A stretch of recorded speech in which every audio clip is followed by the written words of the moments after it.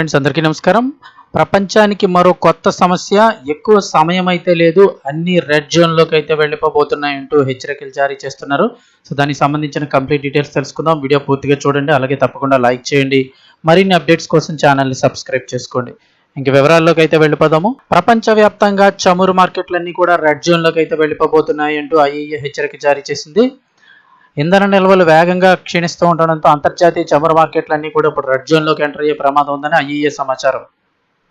రాబోయే ఇప్పటికే వేసవి సీజన్ కంప్లీట్ అయిపోయింది. ఇక జూన్ జూలై నెలలకు సంబంధించి ప్రయాణాల డిమాండ్ కూడా భారీగా పెరగనుండడంతో, అంటే ఇప్పుడు ఈ సెలవుల్లో కూడా ప్రయాణాల డిమాండ్ భారీగా పెరగనుండడంతో త్వరలోనే చమురు మార్కెట్లు తీవ్ర ప్రమాదకర స్థాయిలోకి ప్రవేశించే ప్రమాదం ఉందని అంతర్జాతీయ ఇంధన సంస్థ ఐఈఏ చీఫ్ ఫాతిహ్ బిరోల్ హెచ్చరించారు.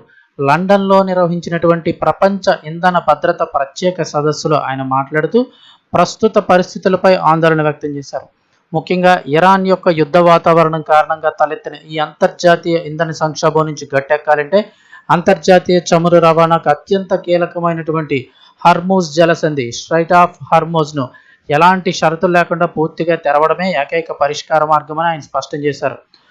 ఒకవేళ హర్మూజ్ జలసంధిని యథాతథంగా తెరవడంలో కనుక విఫలమైతే పశ్చిమాసియా దేశాల నుంచి ప్రపంచవ్యాప్తంగా జరిగే చమురు సరఫరా పూర్తిగా నిలిచిపోతుందని, దీనివల్ల వివిధ దేశాల్లో చమురు నిల్వలు అట్టడుగు స్థాయికి పడిపోతాయని బిరోల్ వివరించారు. ఈ ఇంధన సంక్షోభం ప్రారంభమైన కొత్తలో ప్రపంచ దేశాల వద్ద అవసరానికి మించి మిగులు చమురు నిల్వలు ఉన్నప్పటికీ కూడా ప్రస్తుత ఉద్రిక్తతల కారణంగా అవి వేగంగా కరిగిపోతున్నాయని ఆయన పేర్కొన్నారు.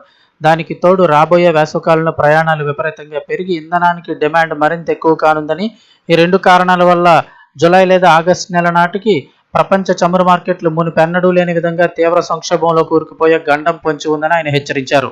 అంటే ప్రస్తుతం చమురు నిల్వలు తక్కువగా ఉన్నప్పటికీ, అంటే సరిగా రాకపోయినప్పటికీ ఆల్రెడీ ఉన్న నిల్వలను అయితే వాడుతూ ఉన్నాయి చాలా దేశాలు.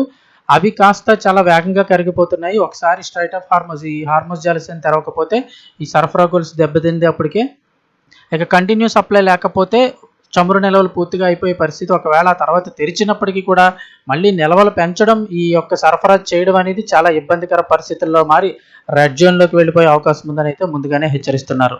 ఎందుకంటే ఒకవేళ నౌకలు వచ్చినప్పటికీ, హర్మూజ్ జలసంధి తెరిచినప్పటికీ మన దగ్గర నిల్వ ఉంచుకోవాలి, అలాగే ప్రజలందరికీ సప్లై చేయాలి. రెండు జరగాలంటే చాలా టైం పట్టేస్తుంది. ఎందుకంటే వచ్చినట్టు సప్లైకి వెళ్ళిపోతూ ఉంటే మళ్ళీ తిరిగి నిల్వలు పెట్టడానికి చాలా సమయం పడుతుంది. కాబట్టి చాలా ఇబ్బందికర పరిస్థితి ఎదుర్కోవాల్సి ఉంటుందని అయితే ముందుగానే ఐఈఏ హెచ్చరిస్తోంది.